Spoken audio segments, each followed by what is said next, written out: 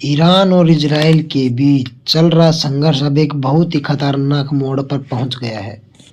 मार्च 2024-26 के अनुसार यह अब केवल युद्ध नहीं रहा बल्कि सीधे आमने सामने की जंग बन चुका है। बड़ा हमला मार्च 2026 की शुरुआत में इजरायल और अमेरिका ने ईरान के सैन्य ठिकानों और परमाणु केंद्रों पर भीषण हवाई हमले किए थे। सुप्रीम लीडर की मृत्यु कर दी है। रिपोर्ट्स और ईरानी मीडिया के अनुसार इन हमलों में ईरान के सर्वोच्च नेता आयतुल्ला अली खामेनी की मौत हो गई है। इस खबर ने पूरे मध्य पूर्व में तनाव को चरम पर पहुंचा दिया है। ईरान ने जवाब में इजरायल के तेल अवीव और हाइफा जैसे शहरों पर सैकड़ों बैलिस्टिक मिसाइलें और घातक ड्रोन दागे हैं। इजरायल का मानना है कि ईरान गुप्त रूप से परमाणु बम बना रहा है, जो इजरायल के अस्तित्व के लिए सीधा खतरा है। ईरान इन संगठनों को समर्थन देता है जो इजरायल पर लगातार हमले करते हैं। इजरायल अब इन प्रवक्ताओं के बजाय सीधे ईरान को निशाना बना रहा है।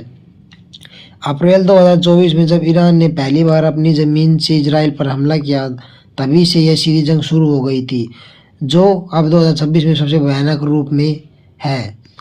दुनिया और भारत पर इसका बहुत अधिक प्रभाव पड़ने वाला है। अगर ये युद्ध ऐसे चलता रहा तो इस क्षेत्र में तेल का उत्पादक बहुत ज़्यादा है, इसलिए पेट्रोल डीजल के दाम जो है बहुत ज़्यादा बढ़ जाएंगे, क्योंकि ये तेल देना कर देगा बंद। और एयर इंडिया और इंडिगो जैसी एयरलाइन ने खाड़ी देशों की उड़ान या तो रद्द कर दी है या उनका रास्ता बदल दिया है। अब तो जो है ट्रेनें रद्द ही कर दी है। एयरलाइन ने अपनी जो भी एयर इंडिया और इंडिगो की फ़्लाइट है सभी रद्द कर दी है। कोई भी फ़्लाइट है वो नहीं हो रही। भारतीयों को लाने के लिए बस एक नया उपाय किया जा रहा है। अमेरिका खुलकर इजरायल के साथ है, जबकि रूस और चीन ईरान के साथ खड़े दिख रहे हैं, जिससे तीसरे विश्व युद्ध का डर बना हुआ है। इस वजह से भारत अब फिलहाल किसी का साथ नहीं देना चाहता। अब भारत का एक ही वसूल है। भारत ये कह रहा है कि दोनों अपने पहले वाली परिस्थिति में आ जाओ और सब कुछ ठीक हो जाएगा। भारत जैसे देश के लिए यह किसी एक पक्ष का लेने का नहीं, बल्कि अपने राष्ट्रीय हितों और वैश्विक शांति को संतुलित करने का मामला है। भारत सरकार किसी भी एक का साथ नहीं दे सकती, क्योंकि दोनों के साथ गहरी मित्रता है। प्रधानमंत्री नरेंद्र मोदी और विदेश मंत्रालय का स्पष्ट कहना है, भारत ने दोनों पक्षों से तुरंत युद्ध रोकने और बातचीत व कूटनीति के रास्ते पर लौटने की अपील की है। भारत के लिए पूरा मध्य पूर्व महत्वपूर्ण है। यहाँ भारत के लगभग 1 करोड़ नागरिक रहते हैं और काम करते हैं। किसी भी एक का पक्ष लेने से उनकी सुरक्षा खतरे में पड़ सकती है। भारत के लिए दोनों ही देश अपनी अपनी जगह के लिए बेहद ज़रूरी है। इजराइल के साथ भारत का एक प्रमुख डिफेंस पार्टनर है। इजराइल ड्रोन, मिसाइल और कृषि तकनीक में इजराइल भारत की बहुत ज़्यादा मदद करता है। और इजराइल आतंकवाद पर साझा दोनों देशों की जो सीमा है पर आतंकवाद के खिलाफ कड़ा रुख रखते हैं, कड़ी जो है रक्षा करते हैं। ईरान के साथ भी भारत की मित्रता बहुत अधिक है। ईरान में स्थित चाबहार पोर्ट भारत के लिए मध्य एशिया और रूस तक पहुंचने का मुख्य रास्ता है।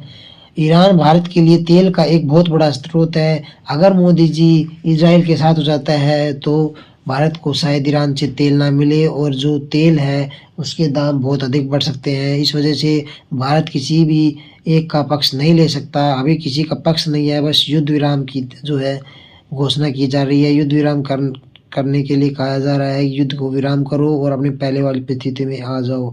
युद्ध के कारण कच्चे तेल के दाम बढ़ रहे हैं, जिससे भारत में पेट्रोल, डीजल और बाकी चीज़ें भी महंगी हो सकती हैं। भारत की जीडीपी और स्टॉक मार्केट पर इस तनाव का बुरा असर पड़ रहा है। अगर भारत या अन्य बड़े देश किसी एक तरफ झुकते हैं तो यह स्थानीय तो युद्ध तीसरे विश्व युद्ध की शक्ल ले सकता है। भारत की नीति स्वतंत्र विदेश नीति की है। हम इजराइल के साथ अपनी दोस्ती भी निभा रहे हैं और ईरान के साथ अपनी ऐतिहासिक रिश्तों को भी बचा रहे हैं।